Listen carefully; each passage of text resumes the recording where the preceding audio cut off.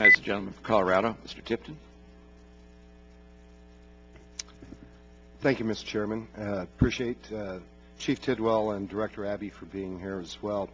I'd like to follow up just a little bit, Director Abbey. Could you refresh my memory? There was 41 million acres, did you say, under lease? We have leased 41.2 million acres, yes. And 12.2, all of the permits up to date? Meaning everyone who's applied for a permit, have you approved them or rejected them? We do have some backlog relative to applications for permits to drill in some of our district offices. There is backlog, and I think that's an important note for us all to understand. There's a big difference between leases and permitting. We aren't able to produce unless a permit is actually issued. Is that correct? That is true. Okay.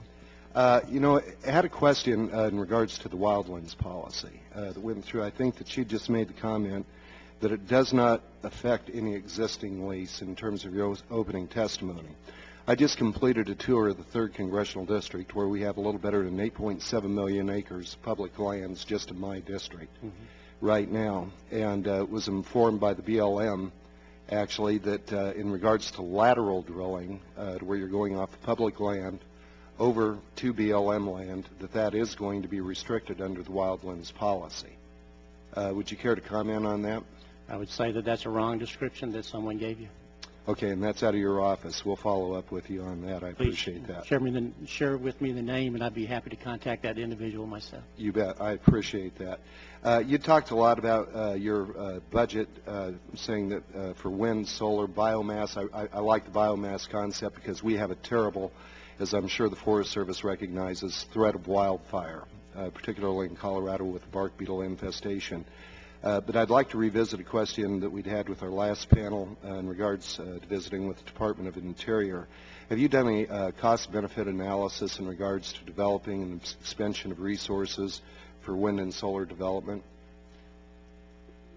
Director Abbey? You asking me? Yes, sir.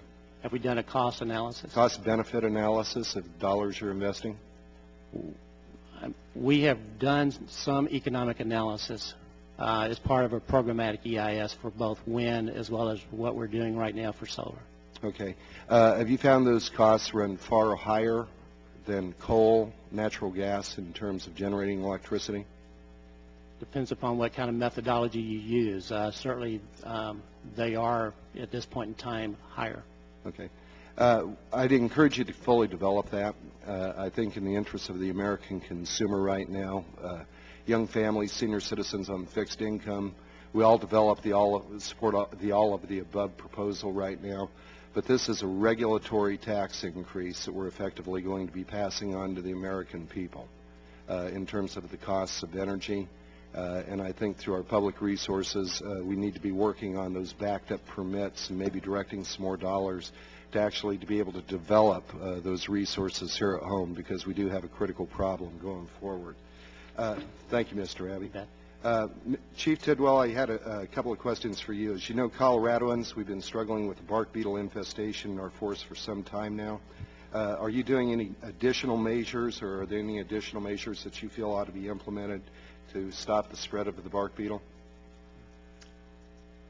Last year, we significantly increased our efforts to deal with the bark beetle infestation there in Colorado, and we plan to maintain that level for the foreseeable future.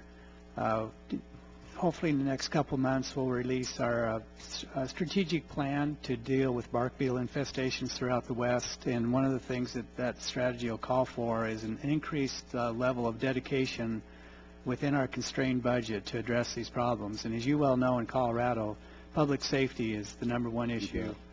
I want to get this one in, Chief, if I may. There are several oil and gas leases in White River National Forest that are in compliance with NSO stipulations and existing Colorado roadless rule. However, the acting regional forester asked the BLM to pull the parcels from sale, citing uncertainty about the pending Colorado roadless rule.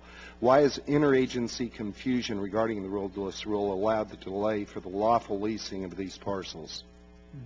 It's my understanding we were responding to a request from the state of Colorado to not go forward with those leases until we had completed the Colorado roadless rule. As to exactly why the state requested that, I don't know, but I'm going to find out, and I'll be glad to get back to you on that. Great. I would appreciate that. Chairman, I yield back. Thank you. I recognize the gentleman from Oregon.